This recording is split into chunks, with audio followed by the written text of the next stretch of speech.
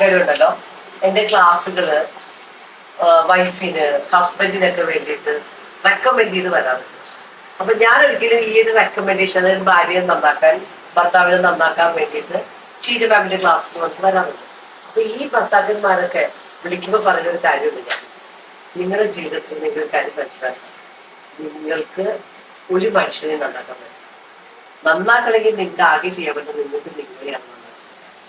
പല മനുഷ്യരുടെയും വിചാരം എന്ന് വെച്ച് കഴിഞ്ഞാൽ, ചില ഭാര്യമാര് പറയും, ഞാൻ 20 വർഷമായി എൻ്റെ ഹസ്ബൻഡിനോട് സ്നേഹിച്ച് പറഞ്ഞു നോക്കി, ഇവൻ എതിർത്ത് പറഞ്ഞു നോക്കി, കാല് പിടിച്ച് പറഞ്ഞു നോക്കി, മാറ്റാനായിട്ടുള്ള എല്ലാം ചെയ്ത് ഞാൻ തോറ്റു, ഇനി ഞാൻ എന്ത് ചെയ്യാനാ, എന്റെ ജീവിതം അങ്ങ് പോയി എന്ന് പറയുന്ന പെണ്ണുങ്ങളെ ഇഷ്ടംപോലെ കാണും.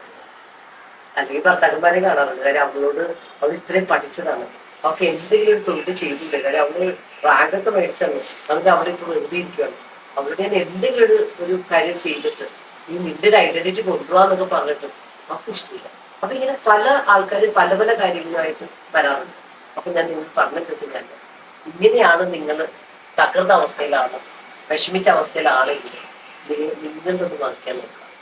വേറൊരാളെയും മാറ്റാൻ പറ്റില്ല, ഒരാളെയും നമുക്ക് മാറ്റാൻ പറ്റില്ല. ഇവിടെ ഇത്രയും നന്നായിട്ട് പറഞ്ഞു തരും. ഞാനും ഇങ്ങനെ ഒത്തിരി ആൾക്കാരെ മാറ്റാൻ ശ്രമിച്ച സമയത്ത് വൈഫാണ് എല്ലാവരും എനിക്ക് മനസ്സിലായി കഴിഞ്ഞാൽ ഒരു മനുഷ്യനെ നമുക്ക് മാറ്റാൻ പറ്റും.